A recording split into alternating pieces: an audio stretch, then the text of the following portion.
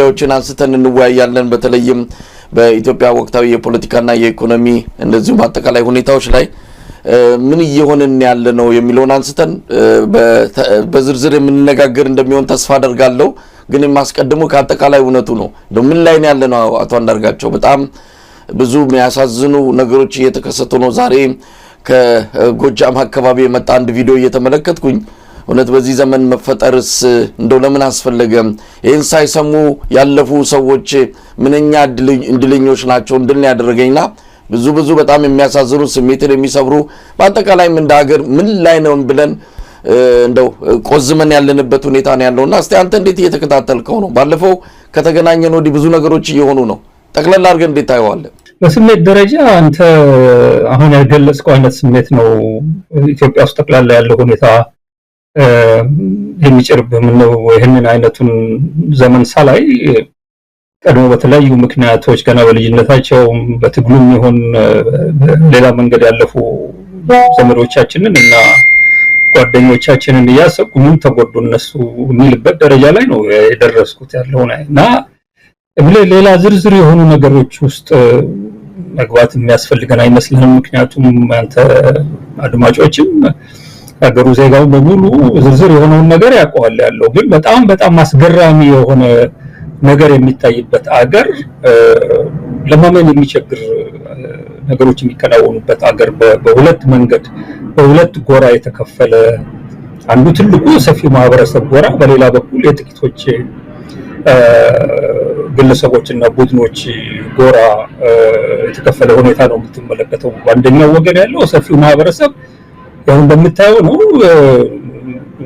ገደብ የሌለው በሺዎች የሚቆጠሩ ንጹሃን መጨፍጨፋቸውን ቀጥለዋል ያለው ያላቆመ ጉዳይ ነው በስፋት አማራ ክልል የሚካሄደው ነገር አይ ቲንክ በትግራይ ክልል ከዚህ በፊት 160 ጊዜ ነው ድሮን ስራ ላይ ውሏል የተባለው አሁን ከ500 ጊዜ በላይ እንግዲህ አማራ ክልል ውስጥ ድሮን ስራ ላይ የዋለበት ጭፍጨፋ ነው እየተካሄደ ያለው ሰሞኑን ጀትም እየተጠቀሙ ነው ሄሊኮፕተር ጋንሺፕ ይጠቀማሉ ከባድ መድፎችን መሳሪያዎች ይጠቀማሉ ይሄንን ደግሞ የሚያደርጉት ያለው በአብዛኛው የሚገሉት ንጹሃንን ነው ከዛ አልፈው ሪሰንትሊ የሰማው አይነት ሪፖርት ነው ቢቢሲ ላይ የወጣው ህፃናትን ሴቶች ጀምስተ እስካረጋዋን ድረስ በሺዎች በጣም በትንሹ ነው ቢቢሲ ያቀረበው ሴቶች የሚደፈሩበትን ሁኔታ ነው የምታየው በሺዎች የሚቆጠሩ የሀገሪቷ ህዝብ ልጆች ናቸው እንግዲህ ሰራዊት የተደረጉ የተመለመሉ ወደ ተለያዩ ክልሎች ኦሮሚያን በለው አማራ ክልልም በለው የሚላኩት በውትድርና እድሜ እንኳን ያልደረሱ ህፃናት ናቸው እየተላኩ ያሉ የጥቂቶችን ግፍና ዘረፋ መፈጸሚያ ስልጣን ለማጽናት ነው እንደ ቅጠል እየረገፉ የሚገኙት ያለው ይሄን በጣም እጅግ አሰቃቂ የሆነ ነገር ነው የምትመለከተው በየጦር ሜዳው ላይ ሬሳቸው ሰዎች እንዳልሆኑ ልክ ሚላለው ከዝምብና ከመናይን ደረጃ የሚመደብ ነፍስ ያላቸው እስከሚመስሉ ድረስ ትርጉም ያጣሞት የሚሞቱበት ሁኔታ እየተመለከትን በሚሊዮኖች የሚቆጠረው ሀገሩ ህዝብ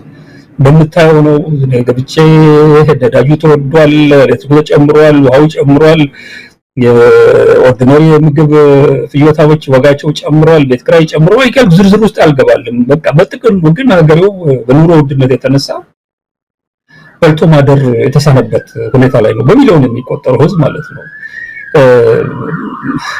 ሚሊዮኖች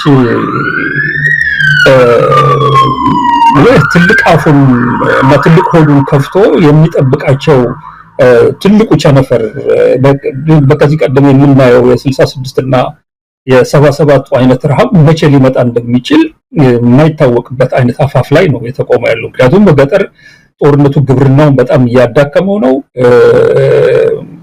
በምግብ እርዳታ ላይ የተመሰረተ ህይወቱ ያለው ህዝብ ብዛት በሚሊዮኖች እንደሚቆጠር በ10 ሚሊዮኖች እንደሚቆጠር በ10ዎቹ ሚሊዮኖች እንደሚቆጠር ነው ዓለም አቀፍ ድርጅቶች እየተናገሩ ያለው እንዲህ አይነት ሁኔታ ነው ያለው ዘረፋ አለ እገታ አለ ህዝቡን እንዳንቀሳቀስ ከቦታ ቦታ አድርጎ የያዘው ነገር አለ ሰላምና መረጋጋት የሚባል ነገር ኦልሞስት በሁሉም ከተሞችና ገጠሮች ጠፍቷል ማለት ይችላል እዛው ቤተ መንግስት አካባቢ ካልሆነ በስተቀር ሌላ ቦታ ላይ ተዝናንቶ ተረጋግቶ የሚኖር ሰው የጠፋበት ሁኔታ ውስጥ ነው። መሰደድ ላይ ብትመጣ በቃ ሰው ምርጫ ሳይሆን መሰደድ ዲስ ግዴታ ሆኗል። በቃ መኖር የማይቻልበት ሁኔታ ስለተደረሰ ይሰደዳል። ህዝቡ ይሰደዳል። ወደ ተሰደደበት ሳይደርስ በየመንገዱ የሚሞተው ድሮ የሚሞት ነበር። አሁን ቁጥሩ ስለጨመረ ሟቹም ቁጥሩ ጨምሯል። ያለው በበረሃው ይበላል፣ በየባህሩ ይበላል። ከዛ አልፎ ደግሞ ስደት ያሰበው ቦታ ደርሶ ደግሞ እዛም ሞት አለ፣ እዛም ውርደት አለ እና ይሄ ኢትዮጵያውያን ምልህ እስቃይ ሁሉ እኮ ነው። ኦልሞስት በቃ አድማሳዊ በሆነ መንገድ ህዝብ ለብሶ ያለው እና ዘረፋ ብትመለከት ይቺ ሀገርና የህዝብ ምን ይቀረዋል? ትንሽ እንኳን እንተውለት በማይባል ደረጃ ነው ዘረፋ የሚዘረፈው። በብዙ ቦታዎች ላይ የምታየው በሚሊዮኖች የሚቆጠሩ ህፃናት ትምህርት ቤት የማይሄዱበት ሁኔታ አመታት አልፏል። ይሄ ከሆነ እንደምታየው ጤና ጣቢያዎች፣ ትምህርት ቤቶች ጦር ካምፕ ይሆናሉ፣ በድሮን ይመታሉ። ሌሎች መሰረተ ልማቶች በድሮን በከባድ መሳሪያዎች ይወድማሉ እና ወደ ድንጋይ ዘመን የተለያዩ ክልሎች ወደ ድንጋይ ዘመን የሚቀየሩበትን ሁኔታ ከስልጣኔ ጠቅላላ ውጭ መሆን የሚችሉበትን ሁኔታ እየቀጠለ እያራዘመ ያለ ሁኔታ ውስጥ ነው ያለ ነው። በሌሎችም ጉዳዮች ብትመለከት በተለይ ለትልቁ ጉዳይ ሰሞኑን ፎቶ በመነሳት እየቀረበ አብይ የሚያሳየው የዲፕሎማሲውን ጠንካራነት እያስገረመኝ ነው።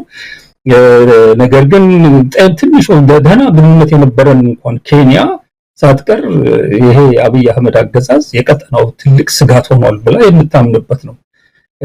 እነ ጅቡቲ አስገብተው ጅቡቲ ውስጥ ግብጽ የምትቆጣጠረው የወደብ ግንባታ እንድትጀምር ያደረጉበት ሁኔታ ውስጥ ነው ያለ ነው። ከሶማሌ ጋር ያው ውጭውን ወደ አዲስ አበባ የሶማሊያ ፕሬዝዳንት ይመላለስ እንጂ በሶማሌላንድ ላይ ተመስርቶ ሶማሌን ሉዓላዊነት ያላከበረ የሶማሌላንድ እንደ አንድ ነፃ መንግስት ለማወቅ አብይ የተፈራረመው የመግባቢያ ሰነድ ትልቅ ቁርሾ ነው ሶማሌ ውስጥ ጥሎ ሄደው። ከሶማሌም ጋር በእንደዛ አይነት ሁኔታ ውስጥ ነን። ከኤርትራ ጋርም እንደምታየው ነው። ኤርትራ ጋር የነበረው ግንኙነት ጠቅላላ እንዲበላሽ አድርጎ በእምነት በዙሪያችን ካሉት ሀገሮች በሙሉ አንዳንድ ደንቆሮ ሰዎች በሚገባ ሁኔታዎችን ሳያጠኑ ኤርትራን ታሪካዊ ጠላት ምናምን የሚሉበት ሁኔታ አለ። ነገር ግን ዙሪያችን ከከበቡን ሀገሮች በሙሉ በተለያዩ ምክንያቶች የኢትዮጵያ ስትራቴጂክ አላይ መሆን የምትችል አንድ ሀገር ብትኖር ኤርትራ ናት። ከሷም ጋር ወደብ በወረራ እመጣለሁ የሚል ጉዳይ ውስጥ ገብቶ አሁን ሁለቱ ሀገሮች ያሉበትን ሁኔታ እንትን የምታውቀው ነው። እና በሱዳን በኩልም ብትመጣ ሱዳን ውስጥ ገብቶ የኤሚሬቶች ተላላኪ ሆኖ የሐሚቲን ፎርስ ኃይል እየደገፈ የሄደበት ርቀት ጭራሹን አልፎ ተርፎ ያው ጉሙዝ ላይ 10,000 የሐሚቲን ሰዎች የሚያሰለጥኑበትን የጦር ካምፕ ኤሚሬት ገንዘቡን አዋድ እንትን ከሰጣ ከፍቶ ሰዎች በሺዎች የሚቆጠሩ ሰልጣኞች የገቡበትን ሁኔታ ፈጥሮ ደቡብ ሱዳን ውስጥም ከሱዳን ካለው ህጋዊ ከሆነ መንግስት ጋር በከፍተኛ ተቃርሞ የቆመ ነው። ደቡብ ሱዳኖችን ምን ማናገርበት መንገድ አለኝ። የአብይን አካሄድ የመሪውን ጢም ይጎትታል ወዳጅ ነኝ ብሎ ለማለት እሱ። ነገር ግን እነሱ ዙሪያውን ያሉት ሀገሮች የሚሰማቸውን ስጋት ነው የሚሰማቸው በኢትዮጵያና ኢትዮጵያ በጠቅላላ በዚህ አይነት መንገድ በቀጠናው ውስጥ የምትታይ ሀገር ሆናለች እና ምኑን ነገር ነው እንግዲህ የምታነሳው። ግን በሌላ በኩል ደግሞ ይሄ እንግዲህ አጠቃላይ የሀገሪቷንና የህዝቡን አንድ ገጽታ ነው ማሳየው። በሌላ በኩል ግን የምታየው ነው ምንም ነገር ያልሆነ ይመስል በቃ ይደገሳል። ኢትዮጵያ ውስጥ ስብሰባ ይደረጋል። ትልልቅ አዳራሾቻቸውን አሳምረዋል፣ ቢሮዎቻቸውን አሳምረዋል። በየአዳራሹ ስብሰባ ላይ ይህንን የተጎነጎነ አበባቸውን ይደረድራሉ። ዲዛይነርስ ሱታቸውን ይለብሳሉ፣ ይደግሳሉ፣ ይበላሉ። ልጆቻቸውን ውጭ ሀገር ይልካሉ። ሚስቶቻቸው ውጭ ሀገር ሄደው እንዲወልዱ ያደርጋሉ። በየአረብ ሀገሩ እና በየውጭ ሀገሩ ንብረት ይገዛሉ፣ ገንዘብ ያስቀምጣሉ። አንድ ጀነራል 200 ሚሊዮን ብር አውጥቶ ድግስ የሚደግስበት ልጁን የሚድርበት ሀገር አድርገውታል ያለው ቅድም ያለው መከራ ባለበት ሀገር ውስጥ እንግዲህ እና የሚሰራውን ስራ የዚህ የኮሪደር ልማት የምናምን ነገር ብለው የተብለጨለጩ ነገሮችን እንግዲህ ቅድም ገለጽኩና አሰቃቂ የሚሊዮኖች ህይወት ባለበት አገር ላይ ነው እንደ ትልቅ ክንዋኔ እንደ ትልቅ ነገር በቴሌቪዥን የሚያቀርቡት የነሱ አጨብጫቢዎች የሚያቀርቡት እና ትልቅ ነገር ሰርተናል እውቅና ስጡ ነው የሚሉት እና እነዚህ ነገሮች ስትመለከት ምን አይነት ሁኔታ ውስጥ ነው ያለ ነው። ይሄን ደግሞ ሁኔታ ደግሞ በደንብ ተመልክተ የት ነው ያለው ለመሆኑ ህዝብ ሁልጊዜም በራሱ ብድግ ብሎ አይንቀሳቀስም ያለው አደራጅ ይፈልጋል የሚመራው ይፈልጋል ኮርስ በጠመንጃ ትግል የሚያደርጉት ኃይሎች አሁን በተለያየ ቦታ አሉ። ነገር ግን መሰረታዊ በሆነ ከፍተኛ የሆነ ዕውቀት ያለው ከፍተኛ የሆነ ልምድ ያለው የፖለቲካ ልምድ በሌሎችም ፕሮፌሽናል የሆነ ዕውቀቱ የሀገሪቷን ችግር ሊያቃልል የሚችል ብቃት አለው የምትለው የሀገሪቷ ኤሊት ግን ልክ እንደሚያልፉ ባቡር ይሄን ሁኔታ ቁጭ ብሎ ምናምን ነገር እየተመለከተው እያየን ነው ያለ ነው። በቁጥር ብትደምር 100 ይሞላል ወይ ለመሆኑ ከምር በኢትዮጵያ ውስጥ ያለውን አስከፊ ሁኔታ በሚገባ ተመልክቶ ይሄ ሁኔታ መቀየር አለበት። ለመቀየርም ደግሞ ቀላል ነገር ስላልሆነ የሚያስፈልጉት ከፍተኛ የሆነ የጥናት የምርምር ስራዎች እና ዝግጅቶች እነዚህ ናቸው። ችግሮቹ እነዚህ ናቸው። መፍትሄዎቹ ምን ይሆናል ብሎ ለመስራት እየሞከረ ያለ ኤሊት የማታይበት ነው። በመቶ ሺህ የሚቆጠር አቅም አለው የሚባል ኤሊት ያለው ሀገር ነው ኢትዮጵያ። ከዛ ውስጥ 1% ይሄን እየሰራ ያልሆነበትን ሁኔታ ስትመለከት ሀገሩ ምን ሆኗል የሚል ጥያቄ የሚያስነሳ ነው እና ረዘምኩት። አንዳርጋቸው ምንም እንደው የምትጨርሰውም አይደለም። እንደው ዛሬም ውይይታችንን በአብዛኛው ወቅታዊ የኢትዮጵያ ሁኔታዎች በእንደነዚህ የሚገለጹትን በስፋት መመልከት ነው። እንግዲህ በተናጠል ፖለቲካውንም ኢኮኖሚውንም እንመለከታለን። ሰሞኑን አንድ ሁለት ዜናዎችን ላንሳና እንደው ያለንበትን በተለይ አገዛዙን ጭካኔ ኢትዮጵያን የሚመራት ብልጽግና የሚባለው ፓርቲ የምን አይነቶች ስብስብ እንደሆነ ሊያሳይ ይችላል። አሁን የፊታችን ዳራ 9 በማዕከላዊ ኢትዮጵያ ክልል በሆሳና የብሔር ብሔረሰቦች ቀን ይከበራል። ስለዚህ በጀቱ በሙሉ የደሞዝ የሰራተኛው ደሞዝ በሙሉ ለዚህ ክብረ በዓል እንዲውል ካቢኔው ወስኗል። ምክንያቱም ከሌላው ክልል ያነሰ በዓል ማክበር የለብንም፣ የመጀመሪያችን ነው፣ ክልሉ ተመስርቶ የመጀመሪያችን በዓል ስለሆነ በከፍተኛ ድምቀት ነው የምናከብረው፣ ሰራተኛው ይህንን ደሞዙን እንዳለ ለበዓሉ ማዋል አለበት ብለው ሰራተኛውን ተጭነው ደሞዙን በሙሉ ለክብረ በዓሉ እያዋሉት ነው። ያ ብቻም አይደለም፣ ገበያ ድረስ ወርደው ከዶሮ ከእንቁላል እየቀረጡ ለበዓሉ ክብረ በዓል ያለ ደረሰኝ ገንዘብ እየሰበሰቡ ነው ያሉት። እንዲህ አይነት ነገር ነው እንግዲህ እዛ አካባቢ ደሞዝ ሳይከፈለው ማህበረሰቡ በርካታ ወራትን አሳልፏል። ትዳር ፈተዋል፣ ቤተሰብ ተበትኗል በደሞዝ አለመከፈል ምክንያት። አንድ ወቅት ላይ የአካባቢው አንድ ባለስልጣን ለምን ደሞዝ አልተከፈለንም ተብሎ ሲጠየቁ ድሮን ታዲያ የሚገዛው በኬት ገንዘብ መጥቶ ነው የሚል መልስ እንደሰጣቸው በድምጽ ጭምር ያገኘነው ማስረጃ በአንድ ወቅት ላይ በዜና አቅርበናል። ይህንን እየሰማን ነው። ሰሞኑን ወደ 6 ባለስልጣናት በሙስና ተጠርጥረው ተይዘዋል። 5.6 ቢሊዮን ብር ነው የተባለው። መረጃው ግን የሚያሳየውና በትክክል የተገለጸው ወደ ከ20 ቢሊዮን ብር በላይ እንደሆነ ነው። እንዲህ አይነት ወንጀል ከኢትዮጵያውያን ላይ 6 ግለሰቦች ናቸው። ምናልባት ከውቅያኖሱ ላይ ጭልፋ ያለ መዝገን እንጂ ከዚህ በላይ እየተጋጠች ያለች ሀገር እንደሆነች ብዙ ማስረጃዎች እየመጡ ነው። እነዚህን ስናይ በቴሌቪዥን ደግሞ ምን ሰማው ሌላ ነገር ነው።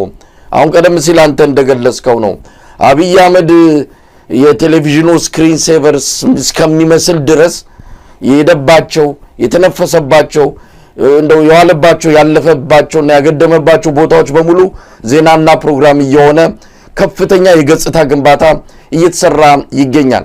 ኢትዮጵያ በቴሌቪዥን ሌላ ናት፣ መሬት ላይ ያለችው ደግሞ ኢትዮጵያ በጣም በሚያሳዝን ሁኔታ ውስጥ ነው ያለችውና እንደው ይሄን ነገር እንዴት ታያዋለህ? ንጽጽሩን እነሱ ላይ ነው ያሉት። የኢትዮጵያ ሕዝብ መቼም ያለበትን ነገር ለቀባሪው ማርዳት ይሆናል። ሀሚንን በመደጋገም ቆቅድም እንዳልኩ የሚያስፈልገን ነገር አይደለም።